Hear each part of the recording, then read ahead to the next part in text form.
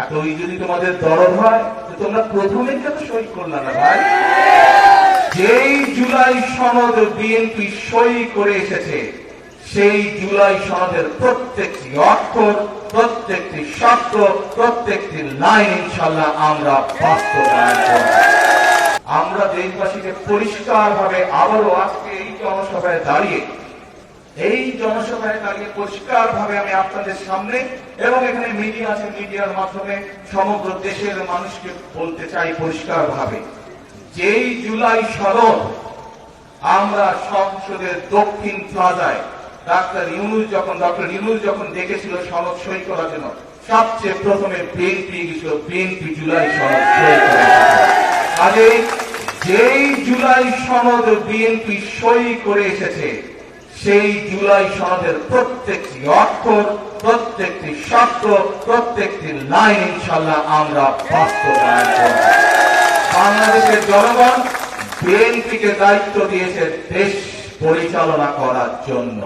কাজেই সনদ যেটি বিএনপি সই করে এসেছে, যেই সনদে অন্যরাও সই করে এসেছে, আমরা দেখেছি এই যে এখন যারা বিরোধী দলে আছে, প্রথমবার দেখলাম তারা গেল করবে কি করবে না একটা ঢিলে জামা, আর তাদের সাথে আরেকটা দল আছে তারা তো তখন সই করে নাই, তাদেরকে দেখলাম নির্বাচনের পরে গিয়ে হঠাৎ করে তৈরি করে সই করলো। তো ভাই, সবচেয়ে প্রথমে তো এই জুলাই সনদে কে সই করেছে? সই করেছে।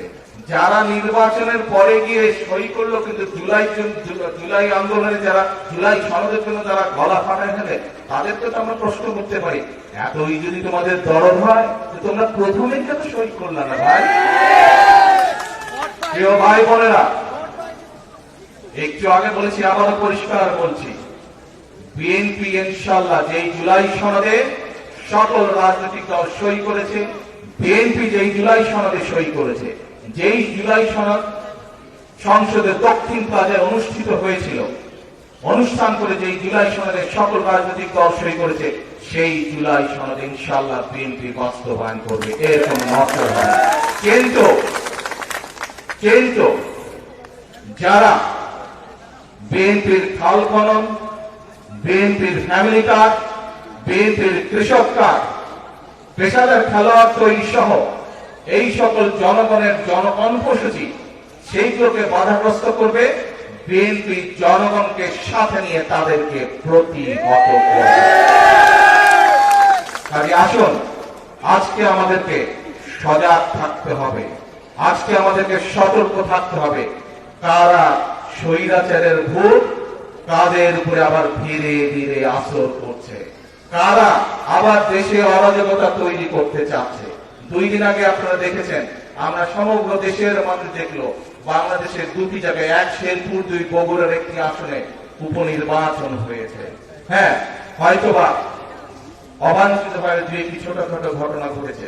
আমি 2 দিন আগে নির্বাচন হওয়ার পরে বাংলাদেশের সকল পত্রিকাগুলো ঘাটাঘাটি করলাম, পত্রিকার কোন খবরে কিন্তু কোন জায়গায় কোন যে অবাঞ্ছিত ঘটনা ঘটেছে, কোন জায়গায় অপ্রীতিকর ঘটনা ঘটছে, তেমন কোন নিউজ নাই। ছোটখাটো 1-2টা হালকা ঘটনা আছে নিউজ, কিন্তু অভিযোগ করার মতন কোন পত্রিকা না। বাংলাদেশের যত বড় বড় পত্রিকা আছে সবগুলো আমি পুঙ্খানুপুঙ্খ নিউজটা পড়লাম, দেখলাম, খোঁজ করলাম, কোথাও কোনো ঘটনা নাই। যেখানে নির্বাচন, উপনির্বাচন আছে, সেখানে মানুষ শান্তিতে আছে, সেখানে পরিস্থিতি ঠান্ডা, কিন্তু পরিস্থিতি গরম কোথায়? বায়তুল মোকাররমে। যেখানে ঘটনা ঘটে সেখানে কোনো খবর নাই, পরিস্থিতি গরম হচ্ছে বায়তুল মোকাররমে। তারা পরিস্থিতি ঘোলাটে করার চেষ্টা করছে, নিশ্চয়ই সেটি আপনাদের অজানা নয়। অজানা আপনাদের? অজানা নয়।